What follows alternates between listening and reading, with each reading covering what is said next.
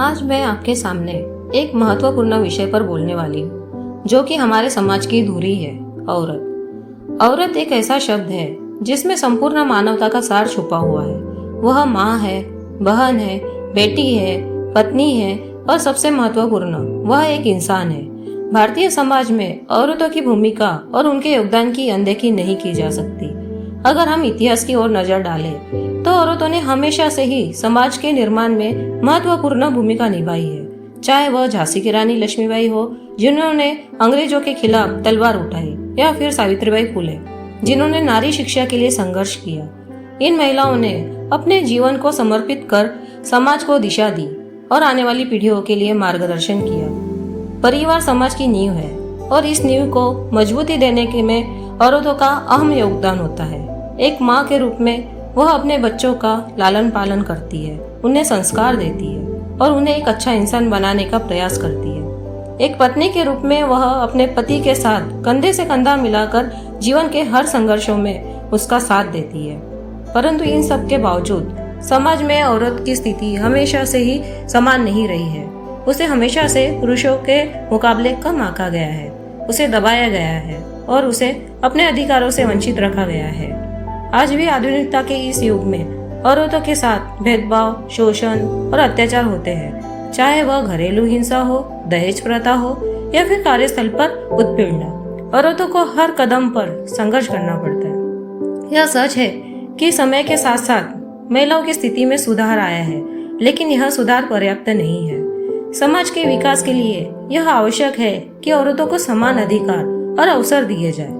शिक्षा इसमें सबसे महत्वपूर्ण भूमिका निभाती है।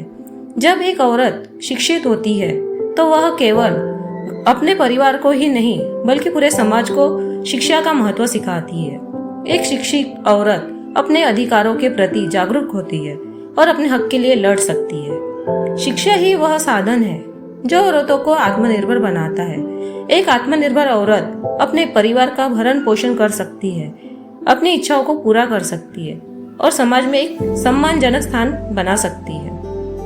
आज समाज को यह समझना होगा कि औरत और पुरुष दोनों समान हैं। हमें इस मानसिकता से बाहर निकलना होगा कि पुरुष समाज का मुखिया है और औरत का स्थान घर की चार दीवारी में ही है।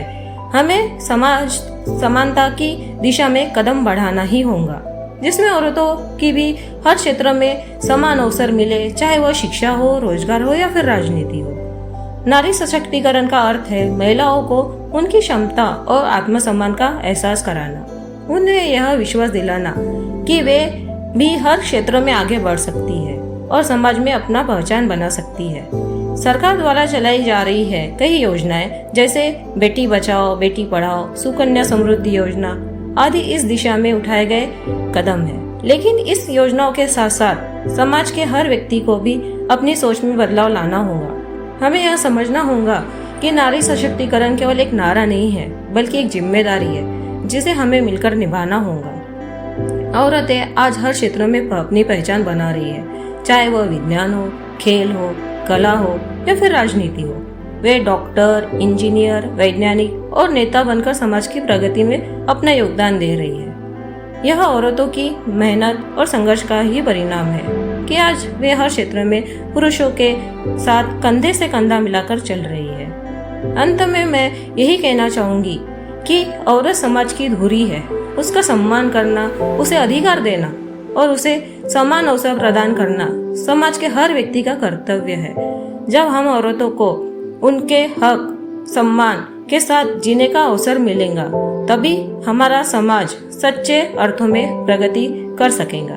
धन्यवाद।